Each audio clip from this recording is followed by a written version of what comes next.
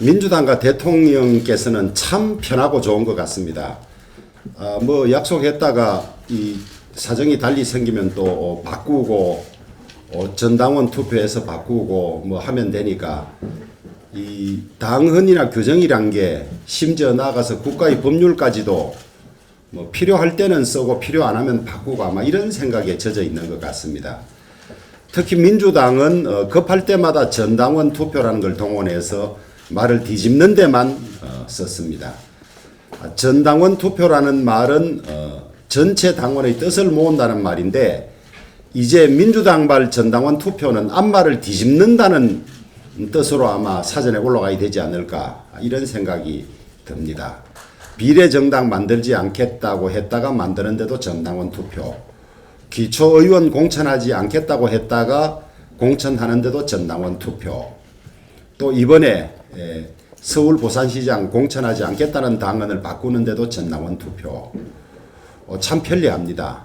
그리고 또 대통령께서는 취임사에서 반대하는 사람이 있으면 끝까지 의견을 듣고 광화문에 나가셔서 끝장 토론이라도 하겠다고 말씀하셨는데 5년 전에 당대표 하실 때 직책까지 걸고 하신 당헌 개정안에 대해서 그렇게 동영상이 많이 상영이 되고 대통령의 입장을 묻는데도 불구하고 말씀이 없으십니다. 또 민주당은 전당원 투표도 좋습니다만은 전당원 투표를 할 때는 그 투표 결과에 따라야 되는데 투표율이 26.35%밖에 안 돼서 투표 요건을 못 갖추었습니다. 그럼 이건 폐기해야 되는데도 불구하고 그냥 단순히 여론을 알아보기 위해서 한 것이라고 또 바꾸어 갑니다. 이 민주주의의 기본이 법치주의인데 그때마다 법 알기를 참 이 하찮은 무슨 물건 취급하듯이 아마 이게 33%가 넘었으면 효력이 있다고 아마 하고 그걸로 갔을 겁니다. 요건도 못 채운 이런 걸 가지고 하니까 이제는 여론 참작이다. 여론을 몰라서 이런 투표를 했습니까?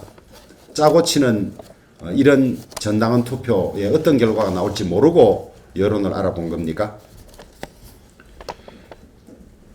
군수 재선거에 예산 수십억이 들게 생겼다던 대통령께서는 서울시장 내년 서울시장 부산시장 보궐선거에 예산이 얼마나 드는지 알고 계시냐는 질문에도 답이 없고 민주당 당헌 96조 2항을 누가 만들었냐는 질문에도 답변이 없습니다. 하시고 싶은 말씀, 유리한 말씀만 하지 마시고 불리하거나 곤란한 질문에도 다 답변을 해주시는 것이 이 국민에 대한 도리라고 생각합니다. 다시 한번 대통령께 질문합니다. 민주당이 하고 있는 이런 당헌 개정 절차가 대통령의 뜻에 맞는 것인지 또 요건을 갖춘 것인지 답변해 주시기를 바랍니다. 민주당 이낙연 대표가 피해 여성에게 거듭 사과드린다. 도덕적인 후보를 낼 것이다. 이렇게 말씀하셨습니다.